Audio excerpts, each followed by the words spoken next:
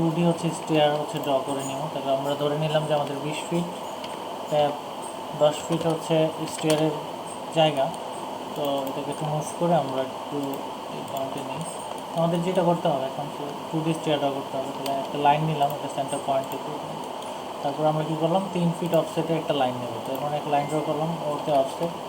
তাহলে এদিক থেকে আমরা হচ্ছে 3.6 ফিট নিলাম। তারপর হচ্ছে 10 ইঞ্চি করে আবার একটু অফসেট কমান্ড করলাম, 10 ইঞ্চি সেট করলাম। সেট করার পর আমরা হচ্ছে 10 ইঞ্চি করে স্টেয়ার ড্র করলাম। এটা হচ্ছে আমার ট্রেডার।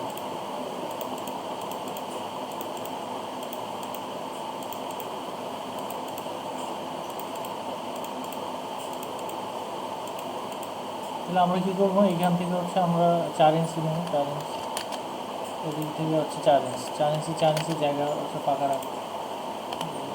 ট্রিম করি মাঝের জায়গাটা একটু বেশি ফাঁকা রাখা ফেলছি, আমরা আরও কয়েকটা স্টেপ কমাই।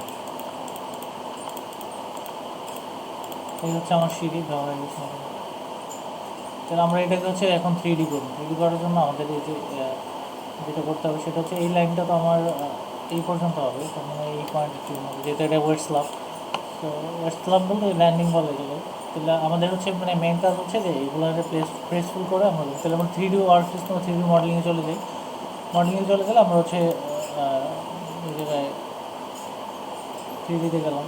3Dতে তো কর্নার দিয়ে যাবো। তাহলে এখন আমরা যেটা আছে, আমরা যদি 5 ইঞ্চি করে অফসেট করি বা 4 ইঞ্চি করে অফসেট করি, ভাবলাম 4 ইঞ্চি করে অফসেট, 4 ইঞ্চি করে প্রেস করি, 4 ইঞ্চি। তাহলে এটা যদি 4 হয় তারপরে এটা অবশ্যই 8 হবে, 8 ইঞ্চি। তারপরে এটা কত হবে, 3 4 12, 12 ইঞ্চ। তারপরে এটা বড় হবে 4 4 16, 16 ইঞ্চ।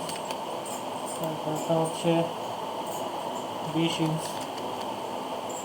তারপরেটা হচ্ছে 22 24 ইঞ্চ। তারপরে হচ্ছে 24-এর পরে এইটা, 24-এর পরে হচ্ছে 26 ইঞ্চ, 26 28 ইঞ্চ হবে, 28। তারপর হচ্ছে এটা 32,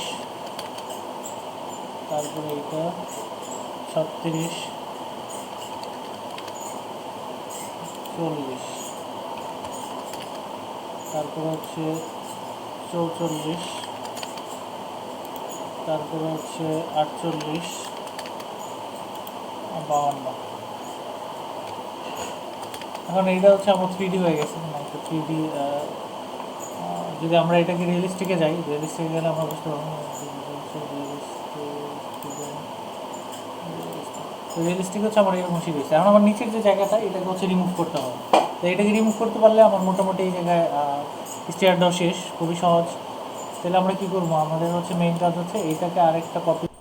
আচ্ছা, আমরা হচ্ছে এরকম ড্র করার পর তারপর হচ্ছে আমরা এই কর্নার লাইনটা নেবো। কর্নার লাইনটা নেওয়ার জন্য আমার এই জায়গা থেকে একটা লাইন নিলাম, এলাইনটার লাইন। আর এই জায়গা থেকে এই কর্নার পয়েন্টে একটা লাইন নিলাম, এলাইনটা। তারপর আমরা ফ্রন্টে গেলাম, ফ্রন্টে যাওয়ার পরে এরকম একটা লাইন এসে এখন আমরা অফসেট করবো ওয়ানটা। তাহলে 5 ইঞ্চি অফসেট করবো। 5 ইঞ্চি কি এই লাইনটা হবে 5 ইঞ্চি অফসেট। তো 5 হইলে আমার এই জায়গায় কত হইতেছে, কম হইতেছে, তার মানে আরও আমার বেশি করে করতে হবে। 5 হচ্ছে হবে না, তাহলে আমাদের যদি আমরা আরেকটু বেশি করি তাহলে 6 ইঞ্চি যদি করি, 6 ইঞ্চি করলে মোটামুটি চলবে। তাহলে আমরা 6 ইঞ্চি অফসেট করলাম, করার পরে এটা যেটা আছে এটা ডিলিট করে দিলাম, আর এটা আমার দরকার নেই, এটাও ডিলিট করে দিলাম।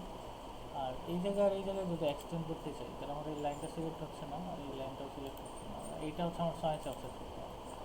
কারণ উপরে যে পয়েন্টের লাইনটা আছে এটা, তখন আমরা একটু এই ভিউটা চেঞ্জ করি। আমরা এই লাইনটাকে আমরা সিলেক্ট করি। লাইন যদি না হয় তাহলে আমরা আরেকটা লাইন নিই, এই লাইনটা সিলেক্ট না হয় লাইন নিয়ে আমরা হচ্ছে এবার এই লাইনের উপর সিলেক্ট করে ও এন্টার অফসেট। তাহলে আমার অফসেট হবে কোন জায়গা থেকে, অফসেট হবে নিচের পয়েন্ট, এই জায়গা থেকে নিচে 6 ইঞ্চ। এখন যেটা আছে এই পয়েন্ট, আর এই পয়েন্ট হচ্ছে আমার বাকি যেটা আছে। তাহলে আমরা যেটা করবো এখন আমরা প্রেসফুল নেব। প্রেসফুল নিলে প্রেসফুল আমাদের এইটুকু পার্ট হচ্ছে আমরা চাই না, এইটুকু হচ্ছে আমরা রিমুভ হবে।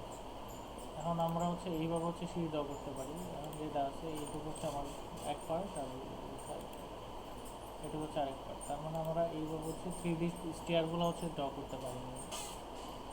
তারপর আমরা যদি এটার আবার একটু ভাগ করি,